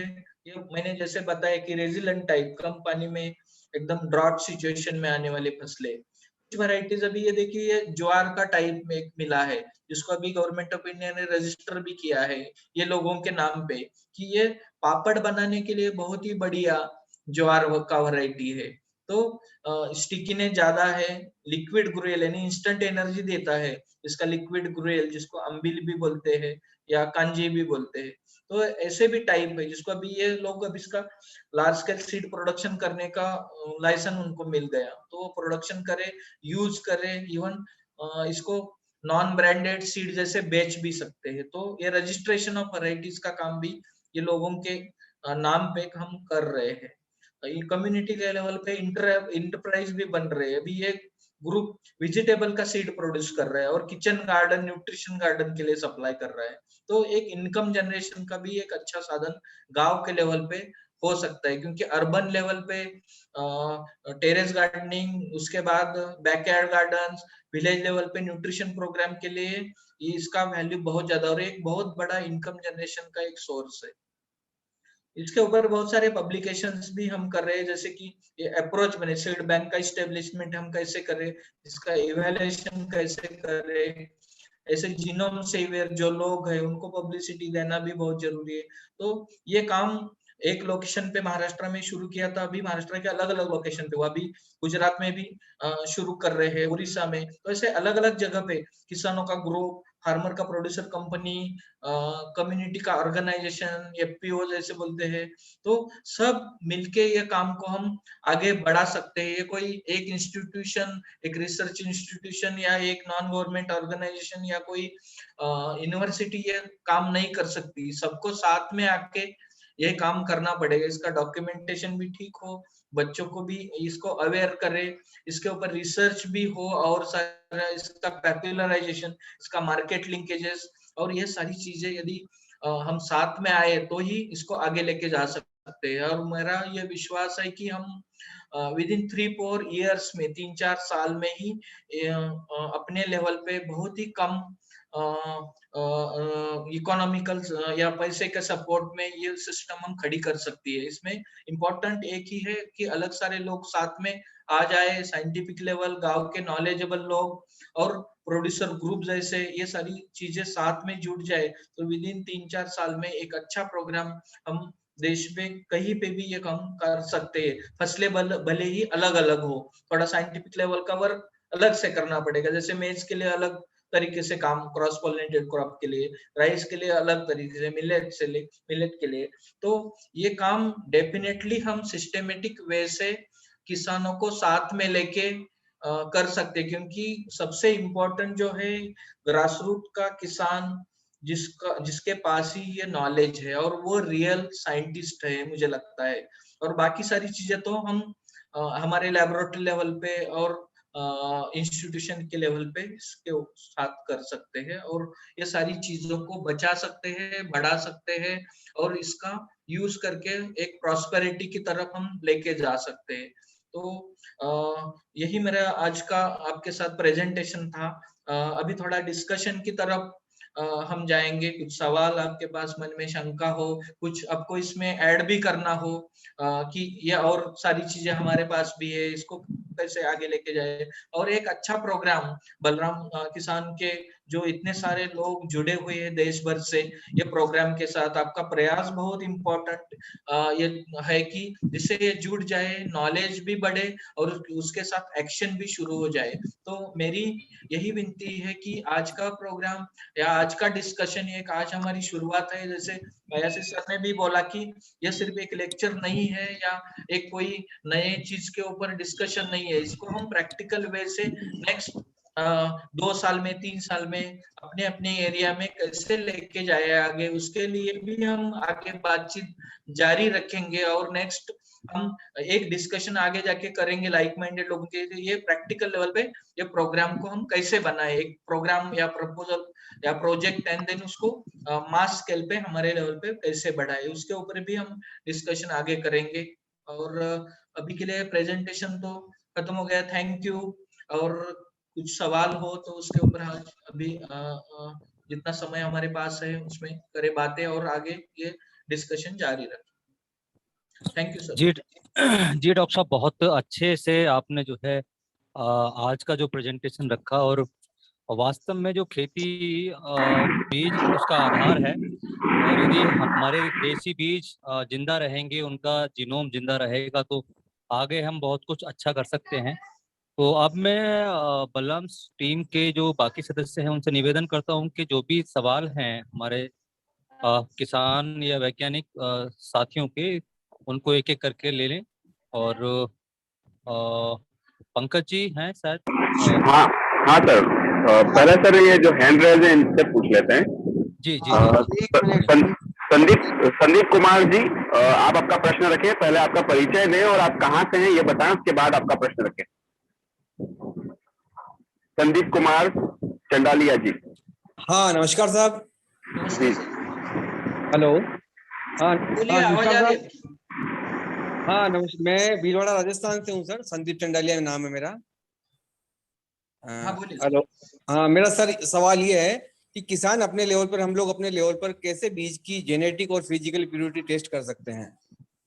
हाँ, अभी ये बहुत ही इम्पोर्टेंट और ये है तो पहला पहला जो काम है, हम मैंने जैसे बोला कि एक किसान ये सारी चीजों कर नहीं सकता उनके लेवल पे, इसीलिए हमें पहले जो भी हमारे पास बीज है, ठीक है ना, तो उसके पीछे का जो ज्ञान है लोगों का, क्यों रखा है उसको संवर्धन करके, तो वो निकालना बहुत पहले इम्पोर्टेंट है। उसके बाद की नेक्स्ट स्टेप जो मैंने बताई कि उसमें उसको लगा के उसके कुछ कैरेक्टर हम कैसे ये करें, जैसे उत्पादन कितना है उसमें, कुछ स्पेशल जैसे मॉर्फोलॉजिकल कैरेक्टर होते हैं बहुत सारे जो साइंटिफिक लेवल पे चेक करते हैं, तो उतना तो हम किसान के लेवल पे कर नहीं सकते, लेकिन उसमें क्या विशेष गुण है वो उतना भी आइडेंटिफाई हम किसान के लेवल पे करें तो भी बहुत इंपॉर्टेंट है। बाद में हम इसको इवैल्यूएशन के लिए किसानों के ग्रुप या कहीं सेंटर ऐसा बना के उसका इवैल्यूएशन की बात हम कर सकते हैं। साइंटिफिक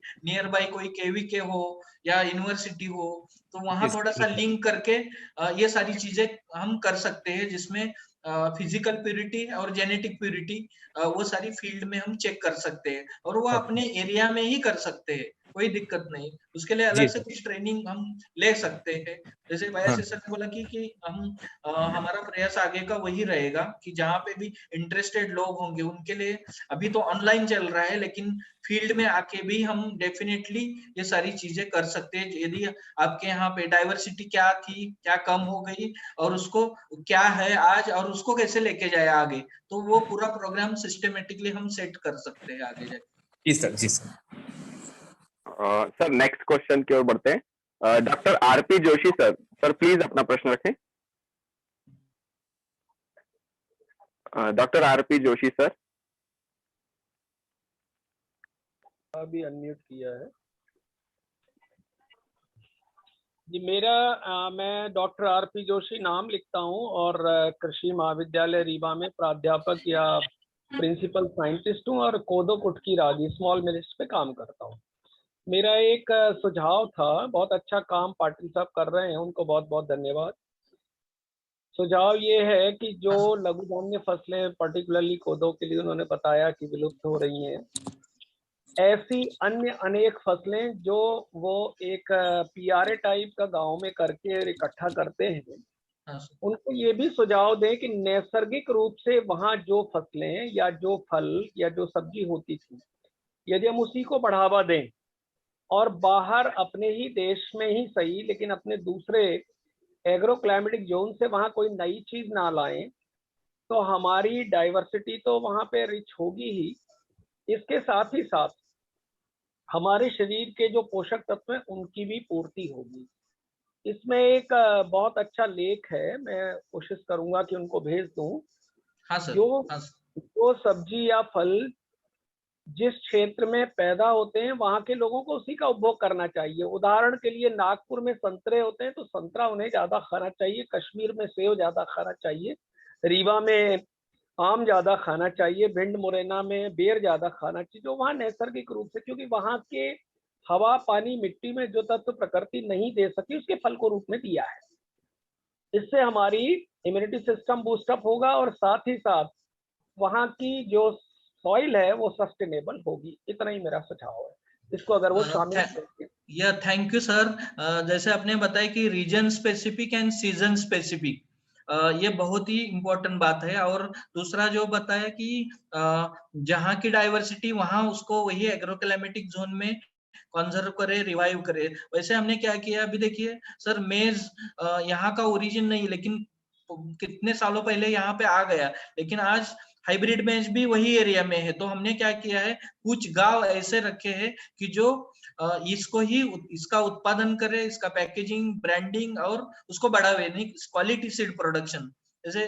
तो ऐसे रीजन वाइज जो फॉरगॉटन क्रॉप्स है तो उसको भी बढ़ावा दे रहे हैं। और देन उसका मार्केट लिंकेजेस, उसके लिए फूड फेस्टिवल्स, ये करके food festival, seed festival, millet festival, ये सारी, क्योंकि मार्केट के साथ भी ये जुड़ना बहुत जरूरी है। तो ये प्रयास चल रहा है सर। और ये बहुत ही आपका इम्पोर्टेंट सुझाव था, तो उसको ध्यान में रखते हुए और भी काम।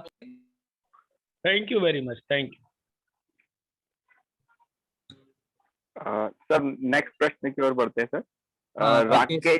राकेश सिंह बख्शी जी, आप आपका प्रश्न रखें। पहले आपका परिचय दें और आप कहाँ से हैं, आप अपना प्रश्न रखें। राकेश सिंह जी। नमस्कार।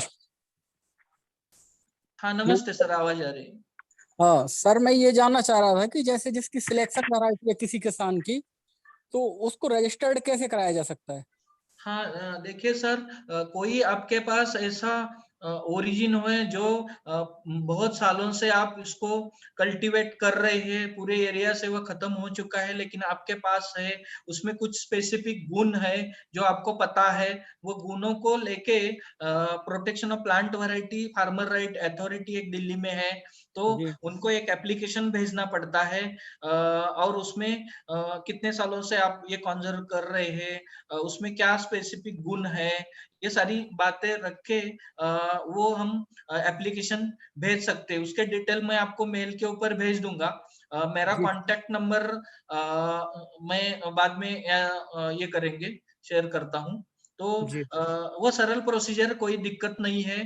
तो एटलीस्ट वो गवर्नमेंट के रिकॉर्ड में आ जाए, एंड देन उसका इवैल्यूएशन गवर्नमेंट ऑफ इंडिया के रीजनल सेंटर करते हैं। जैसे कौन सा फसल है आपके पास? ये तुअर है सर हमारे पास। हाँ तुअर का, तो तुअर का जहाँ पे भी इसका रिसर्च सेंटर होगा, हैदराबाद में है शायद, तो वहां पे वो नेशनल ये अपना प्रोटेक्शन ऑफ प्लांट वैरायटी वो सैंपल भेजती है, उसका टेस्टिंग होता है, और बाद में यदि कुछ स्पेसिफिक आपने जो उसमें नमूद किया है तो बाद में वो सर्टिफिकेट मिलता है। तो ऐसा वो रजिस्ट्रेशन होता है। तो वो रजिस्ट्रेशन के थ्रू आपको उसका अधिकार बहाल किए जाते हैं कि आप इतने सालों से उसको कंजर्व कर रहे हैं, और बाद में उसका बीज उत्पादन आप कर सकते हैं, बेच भी सकते हैं विदाउट ब्रांडिंग। यानी ब्रांडिंग करके जैसे कंपनी का बीज आता है वैसे ब्रांडिंग करके हम बेच नहीं सकते, तो लेकिन without branding within the region हम उसको मल्टीप्लाई कर सकते हैं, शेयर कर सकते हैं। तो आप बाद में संपर्क करिए उसके डिटेल्स, क्योंकि मैंने 53 एप्लीकेशन फाइल किए हैं, उसमें 5 को अभी रजिस्ट्रेशन मिल भी गया है, एंड देन 28 को भी नेक्स्ट मंथ तक फाइनल हो जाएगा। तो वो एक जरिया है प्रोटेक्शन ऑफ वैरायटीज का। जी thank you. Thank you sir. Sir next प्रश्न है वैशाली मालविया जी, कृपया अपना प्रश्न रखें। वैशाली दीदी।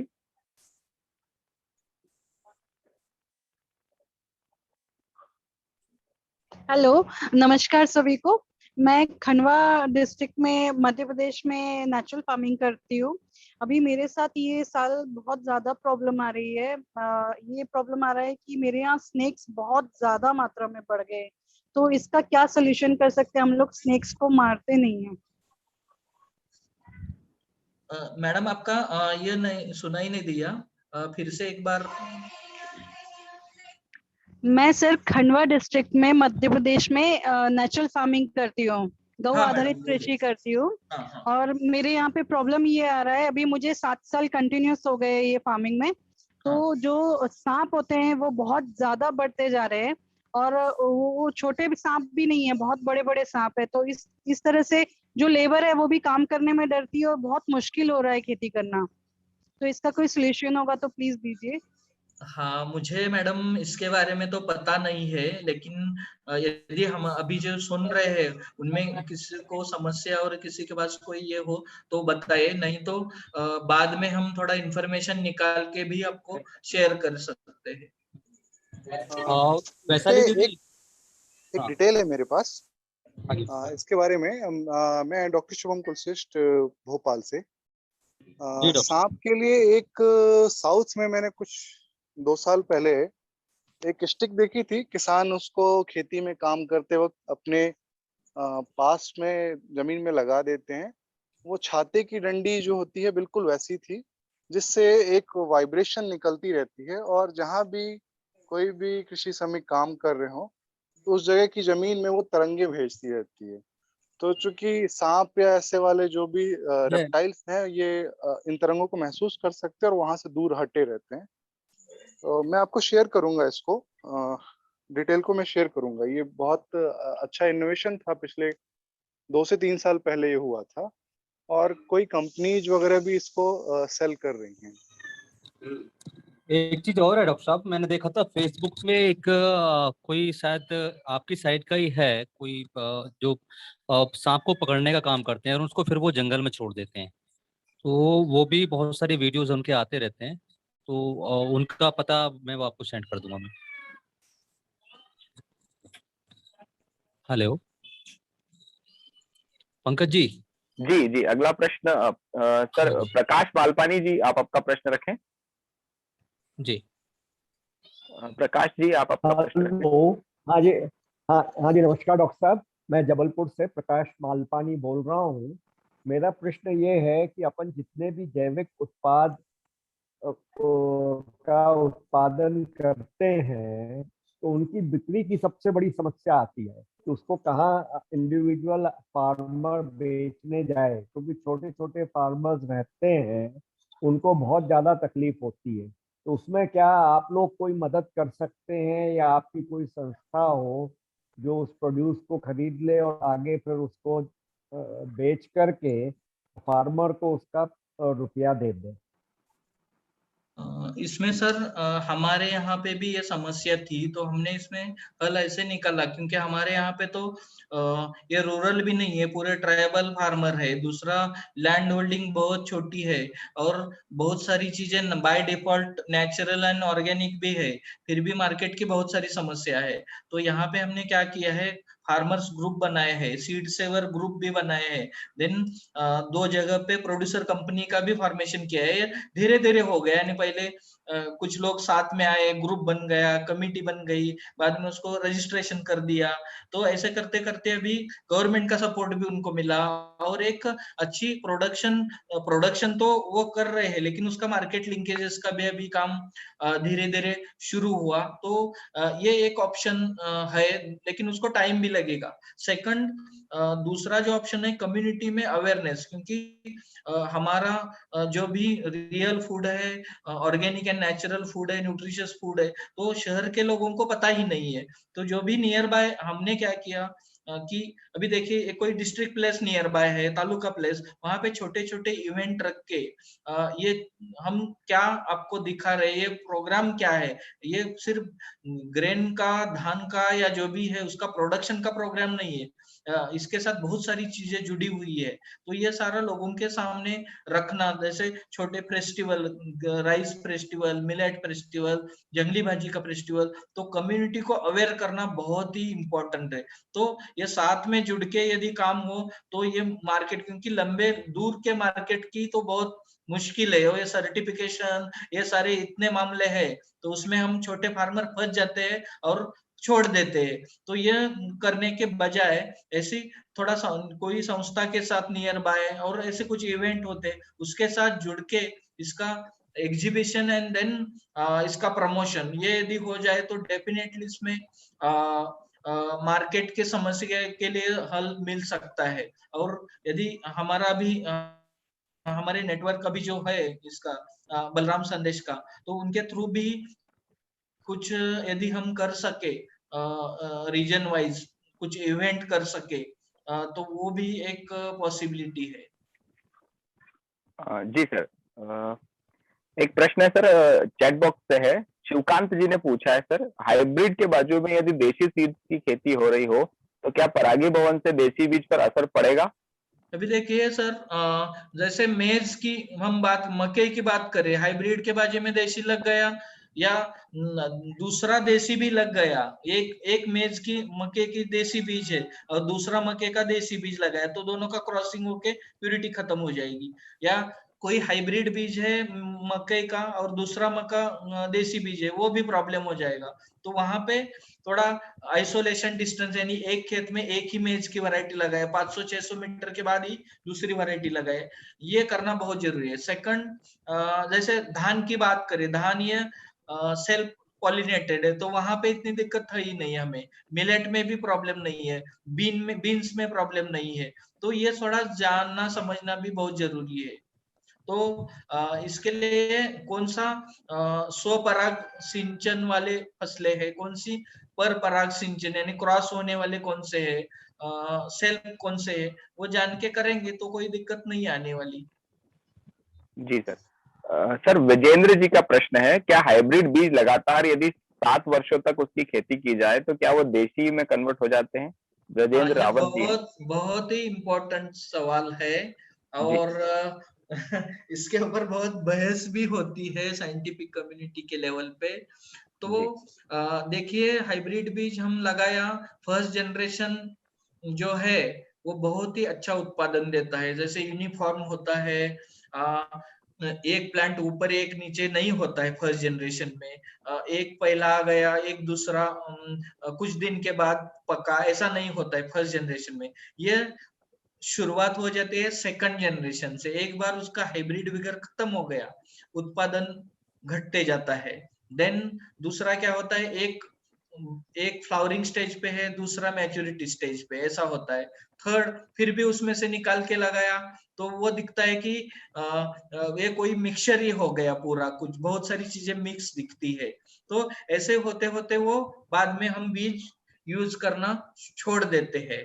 तो हमने एक काम इसमें किया, एक साइंटिस्ट हमें मिले तो उन्होंने हमें वो सिखाया 8 साल पहले कि हाइब्रिड लगाया है, लेकिन नेक्स्ट जनरेशन सेकंड जनरेशन में कुछ ऐसे ऑफ टाइप मिलते हैं, जैसे मैंने बोला कि एक ऊपर आ रहा है एक नीचे हो रहा है, तो ऐसे ऑफ टाइप में से भी सिलेक्शन करके हमने उसके 5-6 जनरेशन किए राइस में, ठीक है ना, और वो एक अच्छा स्टेबल और एक अच्छा न्यू सिलेक्शन मिल गया और वो आज भी चल रहा है हमारे इसमें। 7 साल हुए उसको सिलेक्शन करके, फिर भी वो अच्छा उत्पादन दे रहा है। तो वो एक नया सिलेक्शन मिल गया हमें, उसको हम इंडिजिनियस ट्रेडिशनल ओरिजिन नहीं बोलेंगे, वो एक सिलेक्शन हो गया। तो ये होता है और वो कर सकते हैं हम। सर एक प्रश्न मेरा भी है सर। सर प्रणाम, पंकज पटेल बोल रहा हूँ सर, खंडवा मध्य प्रदेश से। हाँ नमस्ते। सर किसी भी वैरायटी या कोई भी जो फसल है उसकी वैरायटीज कितनी होंगी या नंबर ऑफ वैरायटीज किस बात पे डिपेंड करती हैं? जैसे कि राइस हो गया, राइस की दुनिया में सबसे ज्यादा वैरायटीज हैं, तो ये किस बात पे डिपेंड करता है कि किसी भी अनाज की या दलहन की या किसी भी चीज की वैरायटीज बहुत ज्यादा है, तो वो किस बात पे डिपेंड करता है? अभी देखिए सर, ये बहुत ही आपका सवाल, ये कैसे आ गए? जैसे राइस की हम बात करें, तो राइस तो ग्रास से आया ना जी, ठीक है ना। तो यदि हम ग्रास देखें और वाइल्ड राइस देखें एंड देन अभी जो डेवलप्ड वैरायटीज देखे और वो वैरायटी की डाइवर्सिटी देखे, तो इतने सारे आए कहाँ से?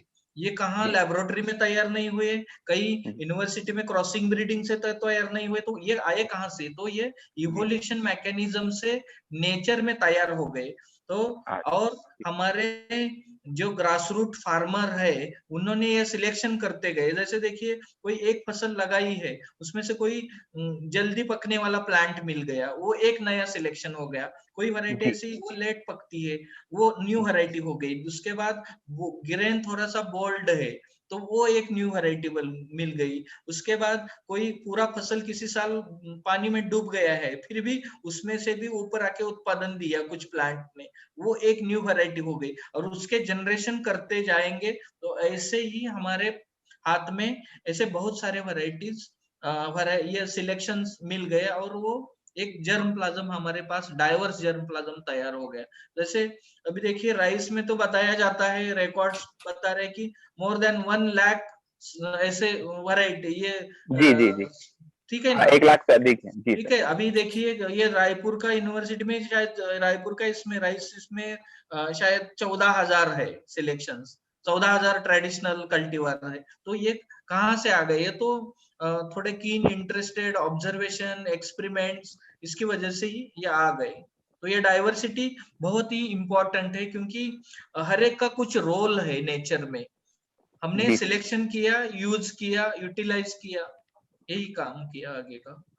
और क्रॉसिंग ब्रीडिंग में वो यूज कर रहे हैं हम न्यू वैरायटी डेवलपमेंट के लिए। तो इसलिए जर्म प्लाज्म एक बार खत्म हो गया तो हम न्यू वैरायटी भी कैसे बनाए? जैसे राइस में भी वाइल्ड राइस की तरफ जा रहे हैं। वाइल्ड राइस जिसको शायद आपके यहाँ पे भी बहुत सारे वाइल्ड राइस, जैसे तालाब के नजदीक कुछ ऐसे दिखते हैं, राइस जैसे दिखते हैं। तो ये बहुत ही इंपॉर्टेंट है। डॉक्टर सिंह करके जिन्होंने काम किया, 800 वाइल्ड राइस टाइप देश भर से उन्होंने कलेक्ट किया है। क्यों कलेक्ट किया? आगे जाके न्यू वैरायटी डेवलप करना है तो रेजिस्टेंट टाइप चाहिए। तो कहाँ से आएगा वो? वाइल्ड रिलेटिव को ही साथ लेके उनके थ्रू ही हम उसको न्यू वैरायटी बना सकते हैं। तो ये इम्पोर्टेंट है डाइवर्सिटी। सर एक और प्रश्न था सर, किसी भी वैरायटी में जेनेटिक म्यूटेशन जो आता है वो किन कारकों पर डिपेंड करता है, या लगातार हम उसकी खेती करते जा रहे हैं और उसमें म्यूटेशंस आते जा रहे हैं, या कोई बाहरी तत्व उनको प्रभावित करता है? ये किस पे डिपेंड करता है? सेल्फ पॉलिनेटेड क्रॉप में तो उधर ही म्यूटेशन हो जाते हैं, न्यू प्लांट तैयार होते हैं, ठीक है ना। ये तो अभी देखिए, जैसे बताया जाता है कि जेनेटिक इसका रोल एंड एनवायरमेंट का रोल, जैसे 70% रोल जो है वो इन्वायरमेंट का एंड 30% रोल जो है वो जेनेटिक लेवल का रोल है। तो जो भी न्यू सिलेक्शन और न्यू कुछ बन रहा है म्यूटेशन, तो ये दोनों का मिलाप होके ही वो इतने सारे जीनोटाइप हमें मिल रहे हैं। तो role of environment, role of genetics, ये दोनों भी है, और नेचर के म्यूटेशन। तो ये सारी चीजों को जोड़ के ये सारी काम हो रहे हैं। इसके ऊपर कुछ डिटेल इंफॉर्मेशन बाद में मैं आपको शेयर करूंगा। ठीक है सर, बहुत बहुत धन्यवाद sir. Shiv sir, over to you. बहुत बहुत शुक्रिया पंकज जी। तो अब 9:30 बज चुके हैं, तो समय भी काफ़ी हो चला है। मैं जो हमारे मेंटर हैं डॉक्टर देवेंद्र प्यासी जी, उनसे आग्रह करता हूं कि वो आज का जो पीपीटी है सर का जो वक्तव्य है उसके बारे में थोड़ा सा व्यू करें सर, रिव्यू करें प्लीज सर। हम सर हाँ, उसके पहले सर मैं 1 मिनट बोलूं क्या? जस्ट हाँ, तो पयास सर, मैं आपसे चाहता हूं कि आज हमारा इंटरेक्शन हो गया, कुछ काम हमने ये शुरू किया, लेकिन बहुत काम करना जरूरी है और एक पर्सन एक इंस्टीट्यूशन नहीं कर सकते और बहुत सारी चीजें जोड़नी भी जरूरी है इसको और अलग अलग लोकेशन तक भी इसको लेके जाना है और एक नेटवर्क अच्छा हो जहाँ पे ग्रास रूट के लोगों का वैल्यू पता चले, ये डाइवर्सिटी सामने आए और उसको हम आगे लेके जाए। तो इसके लिए भी कुछ ऐसा प्लान हम आगे जाके कर सकते हैं कि इसके बारे में भी 1-2 मिनट आप यदि बात रखेंगे तो इसको हम आगे ये करेंगे तो हमारे जो आज के जुड़े हुए लोग हैं उनको भी पता चले। बिल्कुल सही कहा। बहुत बहुत धन्यवाद संजय जी। निश्चित रूप से बहुत अच्छा काम आप लोग जो है बहुत कम संसाधनों पे कर पा रहे हैं और जितना ट्राइबल्स के साथ और किसानों के साथ हम लोग उन दुर्भाग्यशाली लोगों में हैं जो कि ओवरलोडेड हैं अपने काम की वजह से और किसानों के बीच उतना बेहतर इंटरेक्शन या सामंजस्य नहीं बना पा रहे हैं। काम तो हम लोग कर रहे हैं लेकिन वो काम को आप जो है एक निश्चित दायरे में रह के यही काम कर पा रहे हैं, उसको किसानों के पास तक किसानों के अनुभव का उपयोग हम नहीं कर पा रहे हैं, जिसको हम पार्टिसिपेटरी प्लान बिल्डिंग कहते हैं, जिसमें जो है बहुत सारा काम किया जा सकता है। मैं बताना चाहूंगा कि वर्तमान में मेरे पास जवस जो है, जैसे लिंसीड या अलसी फसल बोलते हैं ना, अलसी आपके यहाँ महाराष्ट्र में उसको जवस बोलते हैं। हाँ सर, हाँ सर। जवस के हमारे पास 3000 जर्मप्लाज्म हैं जिन पे मैं काम कर रहा हूं और हाल ही में अभी जो है डिपार्टमेंट ऑफ बायोटेक्नोलॉजी से हमें नया प्रोजेक्ट मिला है जो NBPGR की कोऑर्डिनेशन से ही हम लोग कर रहे हैं और उसमें 2612 जर्मप्लाज्म 2612 जर्मप्लाज्म के साथ हम लोग जो है रेनफेड और इरिगेटेड में एक बड़ा ट्रायल कॉन्स्टिट्यूट करके उसका जो है क्रॉप ब्रीडिंग, इवेल्युएशन और ये सारा काम कर रहे हैं, कोर कलेक्शन बना रहे हैं। तो आने वाले दिनों में इसके अलावा अन्य फसलों पे भी बहुत अच्छा काम चल रहा है और काम पहले भी किया हुआ है पार्टिसिपेटरी प्लान बिल्डिंग में। इसी के साथ जो है जब मैं रायपुर में था तब फार्मर पार्टिसिपेटरी में PBS ट्रायल लगाया करता था। छोटे छोटे ट्रायल किसानों के खेत पे किसानों के माध्यम से लगवाए जाते थे और किसानों के द्वारा सीड लेवल पे और परफॉर्मेंस के लेवल पे जब उसका जो है पेनिकल इनिशिएशन हो जाए उसके बाद किसानों को बुला के उसकी मैच्योरिटी के 15 दिन 10 दिन पहले हम जो है ऐसे ही सिलेक्शन करवाते थे कि उनको कौन सी प्रजाति कैसे, जैसे 20 प्रजातियां हैं तो उनसे वोटिंग कराते थे कि आप एक साइलेंटली वोट करिए कि कौन सी वैरायटी आपको पसंद आई और क्यों पसंद आई। तो इस तरीके से बहुत सारे काम जो है किसानों के साथ किए गए हैं और आगे भी मैं उम्मीद करता हूं कि ऐसा मौका मिलेगा जब किसानों के साथ जुड़कर उनके साथ उनकी समस्याएं और उनकी पसंद या नापसंद को ध्यान में रखकर देश में प्रजातियों का विकास होगा, जिससे क्या है कि जो हमारी प्रजातियां जो विकसित नई हर साल हो रही हैं लेकिन उनकी अडेप्टेबिलिटी या एक्सेप्टेबिलिटी बहुत कम है। किसानों के द्वारा आज भी जो है नई प्रजातियों की अडेप्टेबिलिटी और पुरानी प्रजातियों की अडेप्टेबिलिटी की एक तुलना करते हैं तो पुरानी प्रजातियां ज्यादा तेजी से अडॉप्ट हुई हैं नई के कंपैरिजन में और नई प्रजातियों में अडॉप्टेबिलिटी या एक्सेप्टेबिलिटी की जो है चिंताजनक है। उसका कारण यह है कि हमने जो नई प्रजातियां विकसित की हैं कहीं ना कहीं वो फार्मर्स की उन जरूरतों को पूरा करने में संभवतः सक्षम नहीं हो पा रही हैं जिनकी किसानों को आज की वर्तमान में आवश्यकता है, या जो हो पा रही हैं वो बहुत अच्छा काम कर रही हैं और बहुत अच्छा उत्पादन किसान प्राप्त कर रहे हैं। आने वाले समय में जो है आपके साथ मिलके, आपके सहयोग से, आपका अनुभव का लाभ लेके, क्योंकि किसानों के साथ जिसने काम किया है आज के वर्तमान परिवेश में वो उससे अच्छा वैज्ञानिक कोई हो नहीं सकता जो उनकी आवश्यकताओं की, उनकी मांग की, उनकी लाइकिंग की, उनकी डिसलाइकिंग की, इन सभी जरूरतों को पूरा करते हैं। और यही कारण था कि मैंने जब आपका प्रेजेंटेशन जो है, जब पवन टांक जी ने कॉन्फ्रेंस करी और उसमें आपका प्रेजेंटेशन देखा तो मुझे लगा हाँ ये एक ऐसा काम है जो अछूता है, जिसपे हम काफी समय से काम नहीं कर पा रहे और वर्तमान परिवेश में उस काम को करने की सतत आवश्यकता है। आने वाले दिनों में पूरी कोशिश होगी सबके सहयोग से, किसानों के सहयोग से, आपके सहयोग से, कम से कम उस फसल में जिसके लिए हम उत्तरदायी हैं, उस फसल में बृहद पैमाने पे जर्म प्लाज्म जनन द्रव्य संग्रहण का जो है कोशिश की जाएगी। और उसको बाद में आप कभी भी मध्य प्रदेश के टूर पे हो तो आप सागर, ये 200 किलोमीटर दूर है भोपाल से हमारे, आप कभी भी, आपका पूरा स्वागत है, आप कभी भी पधारें और आपके भी अनुभव का लाभ लेंगे। और जहां आपको हमारे अनुभव की जरूरत होगी वहां हमेशा उपस्थित भी होंगे। और किसानों को जितना संभव सहयोग है किसी भी चीज के डॉक्यूमेंटेशन में, तो वो सब पूरा सहयोग जो है हमारे माध्यम से, हमारे विश्वविद्यालय के माध्यम से हम सहयोग करेंगे। Thank you sir. डेफिनेटली हम आपके संपर्क में रहेंगे और आपका जो अनुभव है पार्टिसिपेटरी वैरायटी सिलेक्शन का और हमारा इंस्टीट्यूशन बायब जो है वो मध्य प्रदेश के बहुत सारे ट्राइबल बेल्ट में भी काम कर रहा है।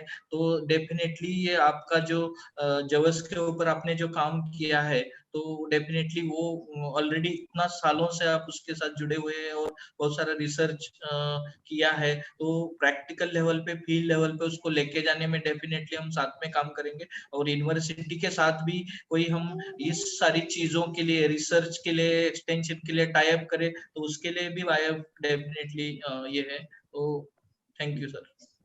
मैं अभी हमारे नए डायरेक्टर रिसर्च हैं हुए हैं, मैं उनसे चर्चा करके, और मेरी तरफ से भी ये प्रयास होगा कि हम आपके साथ मिलकर काम करें। मैं अपने बॉस से चर्चा करके फिर जैसा भी होता है उसकी प्रोग्रेस से आपको सूचित करता हूँ। साथ ही साथ इतना प्रेरणादायी आज के हमारे किसान, जितने भी किसान जुड़े, एक्चुअली बहुत कम कम्युनिकेशन था, बहुत कम कंफर्मेशन हो पाया था और इन दिनों व्यस्तता भी बहुत ज्यादा रही है।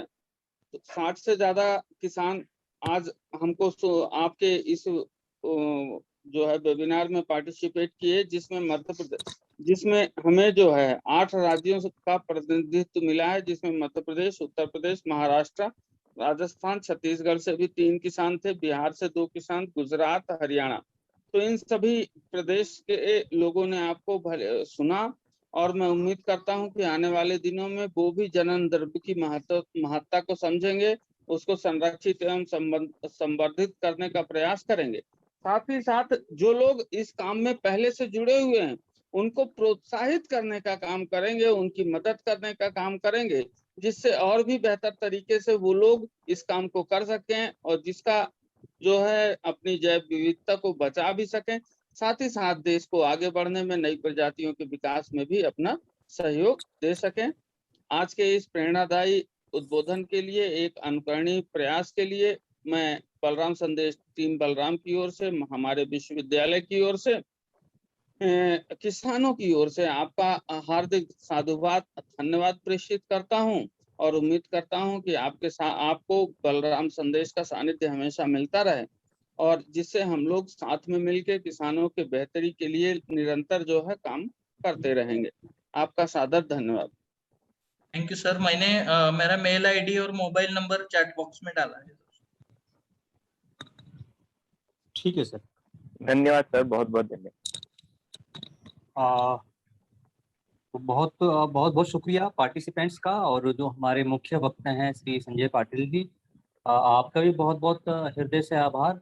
और सभी का मैं धन्यवाद करते हुए आज की वेबिनार को यहीं समापन करते हैं। जय बलराम, सभी को शुभ रात्रि, सभी स्वस्थ रहें, सभी का समय शुभ हो। इसी के साथ जय बलराम।